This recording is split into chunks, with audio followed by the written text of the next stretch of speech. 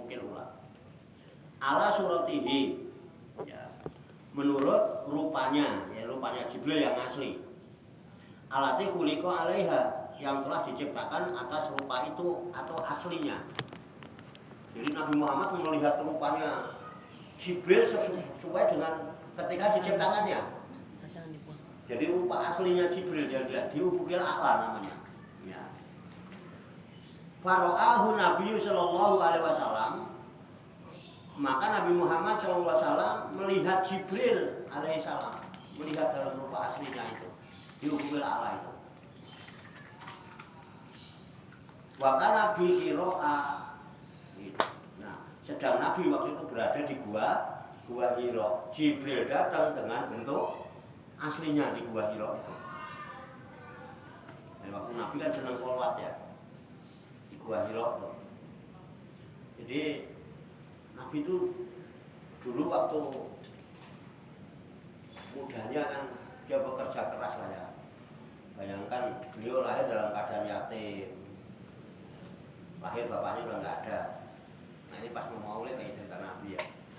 Nabi itu terlahir di kandungan, bapaknya meninggal, bukan di kandungan.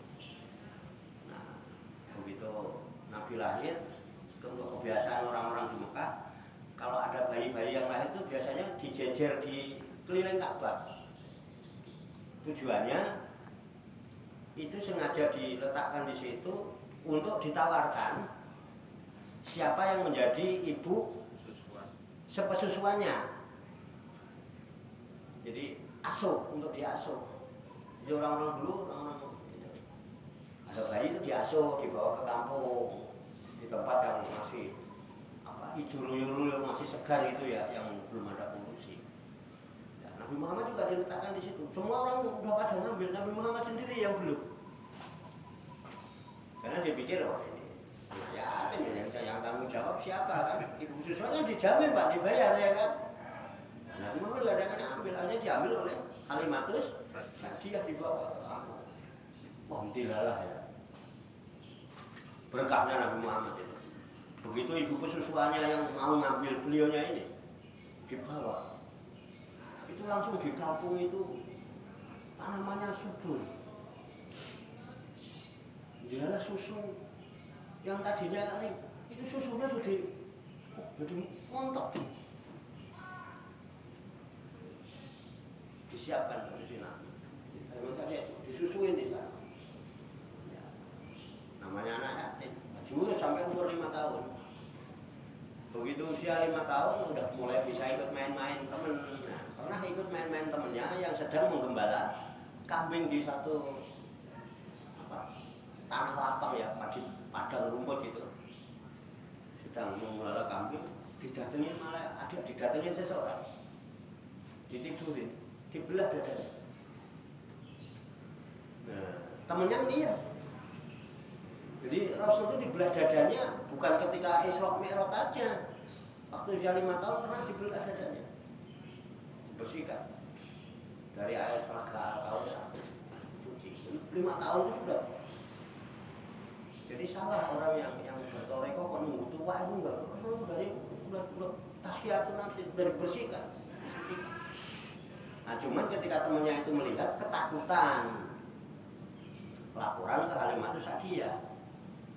Tadi Muhammad gini lah, Halimatus Sa'diyah kan khawatir takut kalau nanti ini anak kenapa-napa, takut celaka dan sebagainya. Akhirnya dipulangkan. Nah, begitu dipulangkan, ya langsung oleh Sayyidatina Aminah ya, ya Aminah. Nah, lalu namanya anak kan biasa ya, anak takon bopo 5 tahun kan udah bisa nanya bapak mana kan. Ya dalam keadaan sedih ya, waktu itu umurnya 6 tahun akhirnya diajak ziarah, bapak udah meninggal diajak ziarah sama itu 6 tahun untuk ziarah. Itu ziarah ke makam bapaknya, pulang dari ziarah dari makam Sayyid Abdullah bapaknya Nabi. Nah, Siti Aminah sakit, kemudian meninggal. Jadi usia 6 tahun Rasulullah itu sudah tidak ada ayah, tidak ada ibu, yatim piatu. Itu begitu Nabi itu kanjeng piatu. Nah, akhirnya diasuh oleh kakeknya, namanya Abdul Muthalib. Masa nggak kenal sih? Kakeknya Nabi Muhammad namanya Abdul Muthalib. Dapat 2 tahun. Berarti usia berapa? 8 tahun. Kakeknya Abdul Muthalib wafat. Ya. Umur 8 tahun ditinggal bapaknya, ditinggal ibunya, ditinggal kakeknya. Tinggal ada pamannya. Nah, pamannya itu yang ada waktu itu yang mau ngasuh namanya Abu Thalib. Itu bapaknya Sayyidina Ali. Diasuh oleh Abu Thalib.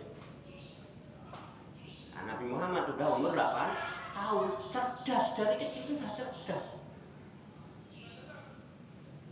Ngenger, orang Jawa namanya apa? Ngenger ya, tahu ya ngenger ya? Iya, kita ikut Pak Le, Pak, ikut paman. Apa ini kirim kami saudara Pak, paman, Pak Le, itu ngenger. Tapi jujur secara naluri, jujur ya, seenak-enaknya ikut paman, lebih enak mana dengan ikut orang tua? Orang tua. Ikut orang tua itu bebas. Melok paman, kok beler, nggak tahu diri, ya kan? Melok paman, tora, ngapura belum, isa-isa belum, motor-motor piring, ya kan? Kira-kira kan gitu. Tapi Rasulullah bukan tipe itu. Patona, cerdas, ikut membantu-bantu, kadang ikut, ya ikut boleh gawean itu, terdapat gawean. Ada pekerjaan kalau di Arab sana, pekerjaan itu paling menggembala kambing, ikut memerah susu, gitu ya, ikut. Ini kita cerita kelahiran Nabi, namanya juga Maulid Nabi ya. Sekarang Maulid Nabi nggak pernah ceritain kelahirannya Nabi ya. Iya. Kalau malah ngomong sih ora-ora kadang-kadang. Ini cerita Maulid Nabi ya ini. Merah susu. Cerdas Rasulullah itu. Patona, tahu diri. Aku menyelok aman. Duduk bapakku. Ini Pak Lekku. Gitu. Sing ngadiki bapakku lah Pak Lekku, bojone ya. Lain-lain. Ya kan? Kadang-kadang Pak Lek ya apa ya? Ini bojone urung karuanan itu ya kan. Iya kan? Pak Lek apa ya bojone, pertimbangannya nang ngono. Betul. Ono ponakan diusir atene bareng Pak Lek ini ora wani mbelak iki mergo ora penak karo Pak lah aku arene bulike audu. Ngono ngono kae pertimbangannya. Yes. Ngono ya, Mas. Nggih. Maaf ibu diusir. Yo paling aku lho, Pak. Bojoku lah. Lho, ngono ya kan. Lah sing ponakane ya ngono. Omne nak sing umeh. Tantene niku lah.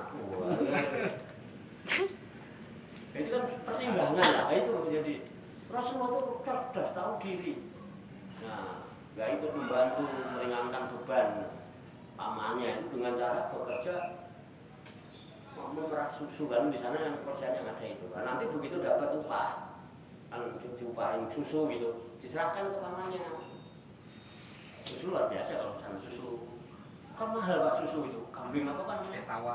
Kambing tua. Tawa. Tawa itu. Mahal kan kambing itu di sana. Susu kambing. Ya, luar biasa Rasulullah. Kan kamu mandiri, dia berusaha. Tahu diri lah. Masa aku enak-enakan ini ya pamanku kan. Mau dia membantu meringankan beban pamannya. Nah, begitu gede remaja. Mulai itu digolekno gawean. Kayak ngomong tak golek gawean iki, Mas. Angin mboten apa menawa enten omongan. Kira ora nganggo gak proposal barang. Nek saiki kan maju proposal lamaran ora dipanggil-panggil ngono ya. Biar lu gampang. Ada saudagar kaya raya. Janda. Namanya Khadijah. Akhirnya Nabi Muhammad bekerja ikut Siti Khadijah. Jadi pada waktu itu Nabi Muhammad pernah jadi karyawan. Karyawannya Siti Khadijah untuk apa? Marketing, jadi berdagang. Berdagang Syam, dagang mudah-mudahan dagang. Dan ternyata Rasulullah itu pengusaha yang sukses, marketing yang sukses. Karena apa? Karena sidiknya. Karena jujur dan dia benar. Dia amanah. Saking amanahnya loh. Iki regane piro, Mas? Nah, kok boleh kono regane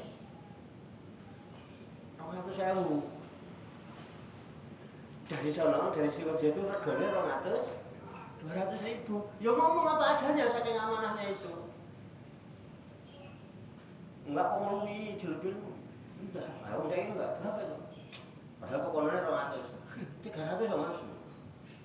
250 malah ngomongnya ditawar 280 orang tak padahal nggak ada yang nawar. Boro-boro ada yang nawar. Jadi ditawar 250 itu ya sehat. Tadi ditawar 280 saya nggak kasih. Itu begitu jadinya 270. Tadi ditawar 28 nggak dikasih, itu 27 dikasih. Kan bohong banget itu. Nah, Muhammad jujur. Sidik dan amanah plek dong, alhamdulillah itu ya, wong nek bener jujur amanah itu, wong ya ora teger. Wah ya wong harganya nomor 200, dia kan belum jalannya ke sini kan juga pakai ongkos, belum lagi ada di jalanan menjajan es, belum nanti itu dia sarapan dulu, belum nanti dia dulu. Ya kan akhirnya apa dilebihin? Akhirnya orang dia dilebihin, ya udah kita kayak 400 loh, lumayan kan? Wong itu disetornya ya 400. Kalau kita gimana kira-kira? Orang ngatus soalnya bagian gua gitu ya. Ya enggak ini tadi laku 400. Ada nggak pedagang sekarang gitu? Ada nggak sales begitu? Enggak. Banyak bohongnya maksudnya. Laku 10 setor 5, sing 5 hilang ya. Kita jaga besok. Poin. Itu Rasulullah itu. Hebat Rasulullah itu. Jadi sidik amanah tabligh dia sampaikan apa adanya. Patut dan dia cerdas. Berhasil sukses dengan kejujuran dan keamanahan dia. Itu orang percaya betul. Sukses besar itu. Usahanya Siti Khadijah ketika Rasulullah ikut membantu bekerja di situ.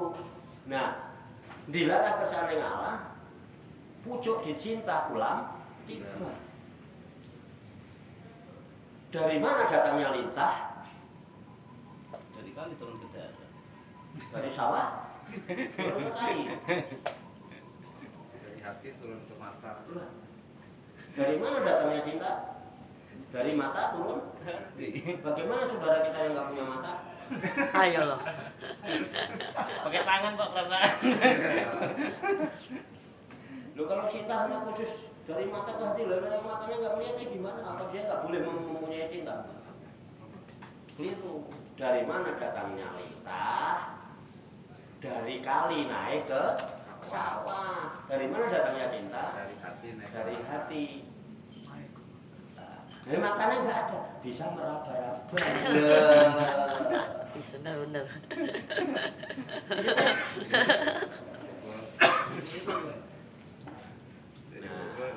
Tapi itu lain.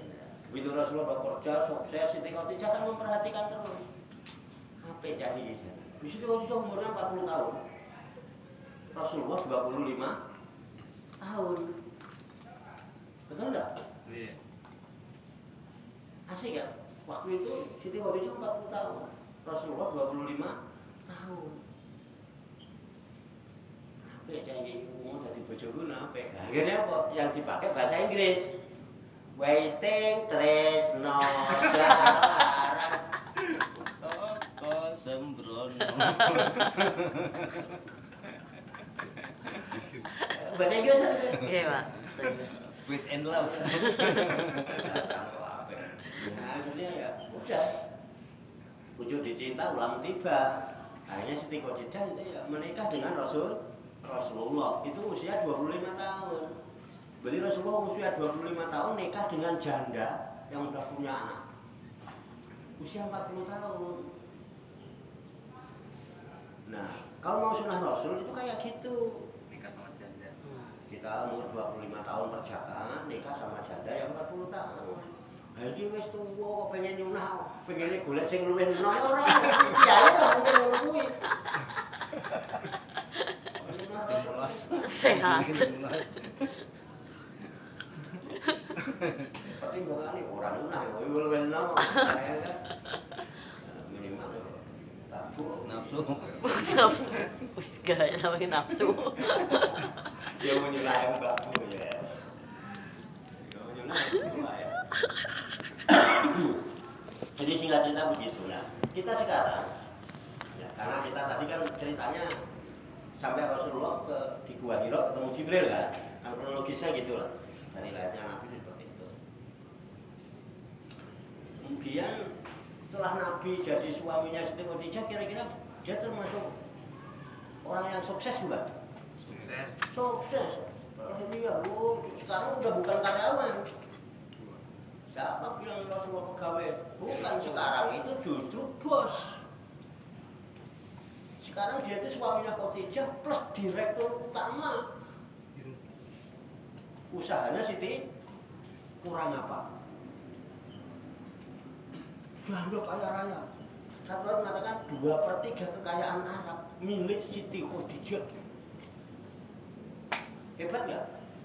Pertanyaannya, kurang apa Rasulullah? Bojo ayu loh. Cantik, soleha, setia. Wih, pernah lihat filmnya Siti Khadijah. Hebat. Sampai Siti Khadijah bilang, kalau kau dalam perjuangan, itu ya kalau aku udah mati duluan, kalau kamu punya kesulitan, kali tulangku untuk jadikan sampai mau. Saking setianya kali soleha. Mendukung perjuangan Nabi.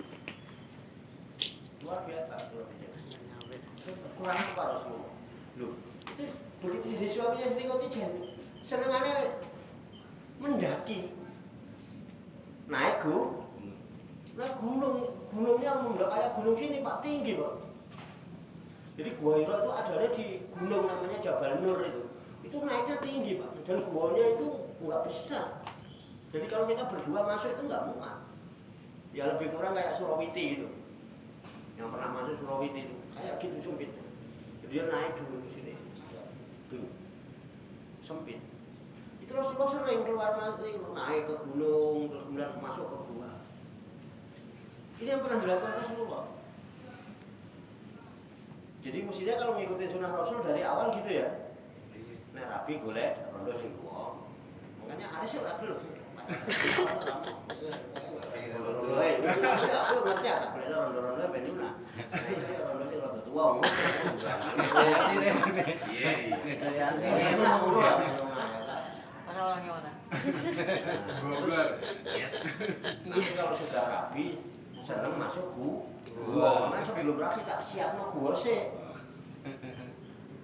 Pak Rasul. Lho kan lho ngene iki. Lah kene kan dulu pengen nyunah Rasul sing enak-enak, kawin nyunah Rasul kira mlebu gua enggak.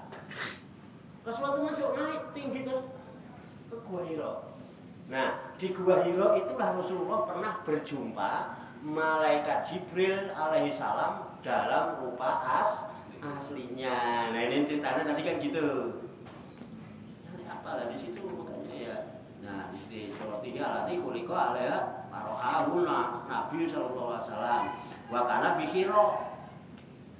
Dan waktu itu berada di Gua Hira qad sadal ufuqa. Nah, sesungguhnya Jibril itu telah menutupi ufuk ilal maghribi. Jadi fakul gedenya Jibril itu menutupi. Semua ketutup sama Jibril itu. Sayapnya itu dihitung hampir 600. Dari arah timur dan barat itu ketutup sama Jibril. Bahkan dia kupingnya kerasnya itu. Ya, qad saddal ufuqa ilal maghribi sampai ke tempat terbenamnya matahari. Jibril menutup ketutup sama Jibril saking gedenya. Ya, fakhara maksan. Maka tersungkurlah Nabi kita Muhammad SAW menjadi pingsan maksan. Rasulullah Jibril pingsan. Ya, alaih. Wakana qad sa'alahu, dan adalah Nabi sungguh telah meminta ayyuriyahu nafsahu kepada Jibril supaya memperlihatkan dirinya ala suratihi lati khuliqa alaiha, menurut rupanya yang asli yang telah ia diciptakan alaiha atas surah itu. Nah, Nabi pernah minta pengen melihat Jibril itu bentuk aslinya. Fawa'adahu bi Hira, lalu ia menjanjikan kepada Nabi di gua Hira. Panazala Jibril lahu, kemudian Jibril itu turun fi suratihi kepada Nabi dalam bentuk aslinya al-adamiyin, dengan bangsa manusia, dalam bentuk bangsa manusia. Itu begitu. Nah, setelah itu sumadana fatadala fakana qoba kausaini au adna. Suma kemudian dana, dia mendekat. Ai qaruba minhu. Kemudian Jibril mendekat ke Nabi. Fatadala, lalu bertambah dekat lagi. Sudah mendekat, tambah mendekat lagi. Zada bil qurbi, jadi bertambah-tambah dekatnya. Fakana qoba, maka jadilah dia sejarak kausaini, dua ujung busur panah. Gendewa itu ya, ini panah nih ya, ini busurnya, bukan panahnya, busur panah. Kira-kira jaraknya dua busur dana. Busur dana ini ya, kalau ini ya sak depo umpama ya. Nah segitulah jaraknya, dekat sekali, dekat sekali. Au adna, malah atau lebih dekat lagi dari dua busur panah. Mindalika kata apako. Daripada itu, sehingga sadar kembali Nabi, wasakana rauhu, dan tenang ketakutan hatinya. Sadar tenang ketakutannya. Fauqa, lalu Allah Subhanahu wa taala itu memberikan wahyu. Fauqa, lalu Allah taala menyampaikan kepada hambanya, ila abdi, kepada hambanya yaitu Jibril, ma'uha, apa-apa yang telah mewahyukan. Allah menyampaikan wahyunya itu kepada Jibril ila Nabi, supaya disampaikan kepada Nabi Muhammad Shallallahu Alaihi Wasallam. Walam yudharil muka, dan tidak disebutkan apa yang diwahyukan. Takhiman lisahnihi, untuk mengagungkan keadaan wahyu itu. Disitulah Nabi pertama menerima wahyu.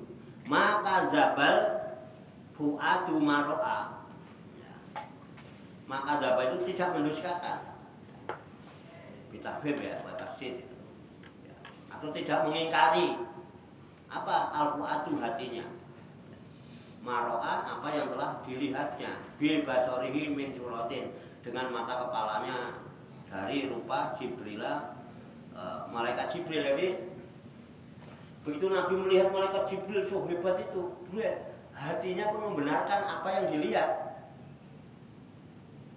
Jadi, ketika melihat tuh hati membenarkan. Fuad itu hati, ya. Hati kan ada lapisan ya, ada fuad, ada lubun, ya. Apa yang dilihat, hatinya membenarkan, benar ini Jibril. Dia melihat dengan mata kepalanya dan hatinya membenarkan. Itu gitu. Apa tumarunahu, maka apakah kamu hendak membantahnya? Apa tumarunahu, apakah engkau hendak membantahnya? Itu jadilunahu maksudnya. Apa kamu masih mau membantah? Kata kelibuna, kamu hendak membantah Nabi dan mengalahkan Nabi.